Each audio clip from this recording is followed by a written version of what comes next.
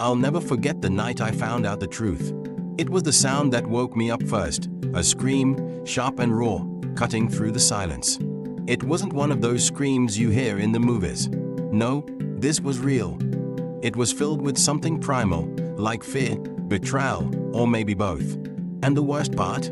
It came from the richest house in the neighborhood, Madame Adanna's mansion. Everyone knew Madame Adanna. She was the kind of woman you couldn't ignore. Young, beautiful, and so wealthy it felt like she owned the air we breathed. Her mansion was the biggest, her cars the shiniest, and her presence, well, you just didn't mess with her. But her life was private. She didn't flaunt, didn't gossip. Nobody really knew much about her. Until that night. I was the neighbor's cousin, visiting for the holidays. The scream dragged me to the window. From there, I could see the lights in her mansion blazing like something had gone terribly wrong. A crowd was already gathering outside her gate, whispering, pointing. The gate, it was open. That was the first sign something was off. "It's the gateman," someone muttered. "It's Bala." Bala? I knew him, or at least, I thought I did. Quiet, unassuming Bala. Always in his old uniform, always polite. How could he be involved in whatever was happening? When I stepped closer, I caught sight of him. He was standing there, right in the middle of the chaos, holding Madame Adanna's hand. Her hand. She wasn't pulling away, she wasn't screaming at him. She was crying, and holding him back just as tightly. Nobody could believe it. This was Madame Adanna, the woman who could have had any man she wanted. The woman whose life was supposed to be perfect. The whispers turned into shouts. People demanded answers. How? Why? It didn't make sense. Her family was there too, her brother, her cousin. They were yelling at her, at him, at anyone who would listen. They kept saying words like shame and disgrace. He threw it at her feet and screamed, "Tell them. Tell everyone what you did." Madame Adanna's face went pale. Her grip on Bala tightened. And then she whispered something. Something only the people closest to her could hear. But whatever it was, it hit like a bomb. And then she whispered something. Something only the people closest to her could hear. But whatever it was, it hit like a bomb. Her brother staggered back, her cousin gasped, and the crowd, they fell silent. Completely silent. Nobody moved. Nobody spoke. It felt like the world had stopped spinning. And then, one by one, people started walking away. Even her brother left. But not before turning back and saying, "You've ruined everything." The mansion lights went out after that. The gate closed. And Bala and Madame Adanna? They disappeared inside together. No explanations. No answers. Just silence. I still don't know what happened that night. Nobody does. Some say she married him in secret, that he saved her from something terrible. Others say it was all part of some plan, something we'll never understand. But one thing is clear, that scream, it wasn't just hers. It was the sound of a world breaking apart, a world none of us will ever see the same way again. The days that followed were suffocating with rumors. Everyone had their version of the truth, and somehow, each one seemed more impossible than the last. "She's under a spell," someone whispered at the market. They said Bala's been working for her for years, but is not just a gateman, another added, leaning closer like they were revealing the secret of the universe. He's her first love. Her family forced her to leave him and marry someone rich back then. But no one dared to approach the mansion. Even the workers who once roamed freely in and out of Madame Adanna's estate were now nowhere to be seen. The big gates remained closed, and the house looked haunted, like it was holding 1,000 untold stories behind its high walls. I couldn't shake the memory of that scream, though. The way it pierced through the night, it wasn't something you could forget, even if you wanted to. And Bala's face, calm, unreadable, like none of this chaos around him was real. I'd seen people like him before, men who worked in silence, invisible until something dragged them into the light. But this was different. One evening, A man came to my cousin's house, an old driver who used to work for Madame Adanna's father. He was looking for someone to talk to, someone who'd listen without spreading his words to the whole town. I was there, he said in a low voice. When it started, years ago, before she was rich, we sat silently, afraid to interrupt. Adanna's family always looked down on Bala, he continued. He wasn't just a gateman. He was her best friend, her protector. Back when she was nobody, living in that small house her father left behind, it was Bala who stayed with her. When her uncles wanted to take the house from her, Bala fought them off. When she had nothing, he made sure she ate. But then, he paused, taking a long, shaky breath. She left. She said it was for the best, that she needed to build a life they couldn't touch. She promised she'd come back for him. She didn't, I said, more to myself than to him. His words stuck with me. They made me wonder if the scream that night wasn't just one of fear or pain. Maybe it was the sound of a truth that had been buried too deep, clawing its way out. But then something else happened, something no one could explain. Madame Adanna's businesses, her investments, everything that had made her the richest woman in the region, started to collapse. Slowly at first, but then faster, like a house of cards in a storm. Her family's pulling out. Someone said, they are cutting her off. But why? I asked. Because of him, they replied, spitting Bala's name like it was poison. By the end of the week, the mansion looked abandoned. The gates, once polished and gleaming, were rusting. The garden was overgrown. And then one day, they were gone, Madame Adanna and Bala. No one saw them leave. No one knew where they went. By the end of the week, the mansion looked abandoned. The gates, once polished and gleaming, were rusting. The garden was overgrown. And then one day, they were gone, Madame Adanna and Bala. No one saw them leave. No one knew where they went. But late at night, when the streets were quiet, I swore I could hear whispers from the mansion. Whispers that spoke of secrets too dangerous to be told. Whispers that made you wonder if the story was over or if it was just beginning. The next morning, the mansion was quiet. Too quiet. Not even the usual workers were around. It was like the house had swallowed itself, retreating from the world. But the whispers outside grew louder.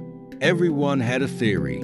Some said Bala had cast a spell on Madame Adanna. Others swore it was blackmail. I stayed at the window, watching, waiting for something, anything, to happen. By late afternoon, a convoy of black SUVs pulled up to the gate. Her family had arrived, and they weren't alone. They came with men in suits, lawyers maybe, and the way they stormed inside told me they weren't here for a friendly visit. The minutes crawled by. Then the shouting started again. This time, it wasn't just Madame Adanna or Bala. It was her brother, her uncles, and those men in suits.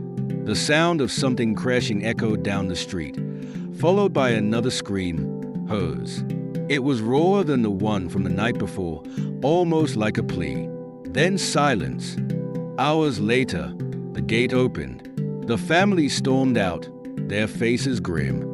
One of the men in suits was holding a thick envelope, gripping it like it was something precious or damning. Her brother, the same one who had thrown the papers at her feet the night before, paused at the gate. He turned to the mansion, his voice booming. Do what you want, but don't come crawling back when it all burns to the ground. And just like that, they were gone. The mansion remained dark for days after that. No light, no noise, no sign of life. It was as if the house had been abandoned. The neighbors started whispering that something terrible had happened inside. That Bala and Madame Adanna had disappeared for good. Some even said the family had cursed her, that she would lose everything for betraying them. But then, on the fourth night, the gates opened. Bala walked out first, dressed not in his uniform but in a simple black suit. His face was calm, almost unnervingly so. And behind him, Madame Adanna followed. She was dressed in a red gown, her hair pulled back, her face unreadable. The entire street went silent. No one dared approach them. They walked hand in hand to a waiting car, one of her old luxury sedans, though it looked worn, like it hadn't been touched in years. Bala opened the door for her, and she got in without a word. He followed, and then they drove off, leaving the gates wide open behind them. The mansion stood empty for months after that. We later heard rumors that her businesses were collapsing, that her family had withdrawn all their support. Some even claimed she had signed everything over to Bala, but no one could confirm it. Occasionally, someone would claim to have seen them in another city, living quietly, far from the chaos they left behind. But there was no proof, just whispers in the wind. Still, every so often, late at night, I swear I can still hear that scream. Not the one that broke the silence of the neighborhood, but the one that seemed to shatter something deeper, the fragile veneer of a perfect life, exposing the raw, tangled truth beneath. And every time I think of it, I wonder, was it fear, betrayal, or something far more dangerous? Months passed, and life in the neighborhood slowly returned to normal, or as close to normal as it could get after what happened. The mansion stood empty, a hollow monument to the chaos that had erupted that night.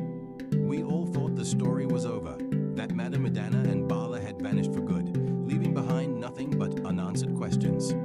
But then, one rainy evening, something happened that no one could explain. I was walking home from the market when I saw it, lights in the mansion. At first, I thought I was imagining things, but no, they were real.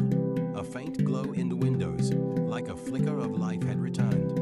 The gates, which had been left ajar for months, were now shut tight. The air around the house felt heavy, almost suffocating, like it was holding onto secrets that were desperate to escape. Curiosity got the better of me. I wasn't the only one drawn to the sight. A small crowd began to gather outside. Nobody dared to enter, but the whispers started again. "They are back," someone murmured. I knew they wouldn't stay away.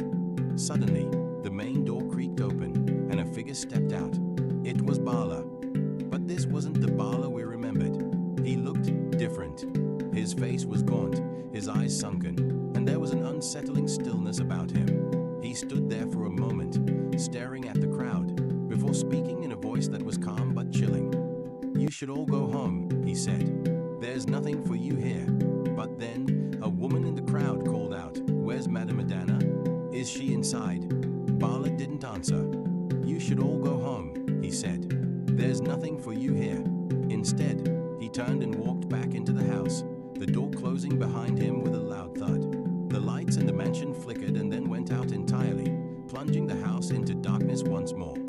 That night, nobody slept. We all stayed up, waiting, watching, expecting something, anything, to happen. And just when we thought the night would pass without incident, a blood-curdling scream pierced the air. It was the same scream from that first night, only this time, it sounded even more desperate, more tortured. Some of the braver men in the neighborhood decided to investigate. They broke open the gates and stormed into the mansion, flashlights in hand. The rest of us stayed outside, too afraid to follow. Minutes passed, then hours, and still, they didn't return. By morning, the men emerged, their faces pale, their hands trembling. They refused to say what they had seen, but one of them dropped something as he left, a small photograph. I picked it up and froze. It was a picture of Madame Adanna and Bala, but they didn't look like the people we knew. They were dressed in traditional wedding attire, their faces painted in ceremonial patterns, their eyes locked in a gaze that was both loving and haunting. But that wasn't the most unsettling part. In the background of the photo, barely visible, was the outline of another figure, a shadowy presence that seemed to be watching them. Its eyes glowed faintly, almost as if it were alive. The men warned us not to speak of what happened, not to go near the mansion again. "Some things are better left buried," one of them said, his voice shaking. The mansion was eventually sealed off by the authorities, but the whispers never stopped. Some said Madame Adanna had been cursed, that her family had summoned something to punish her for defying them. Others believed Bala had made a deal with forces beyond our understanding to protect her, a deal that came at a terrible cost. To this day, no one knows the full truth. But every now and then, late at night, when the wind is just right, you can still hear it, the faint sound of a scream echoing from the mansion that closely, you might hear something else. 2. A voice.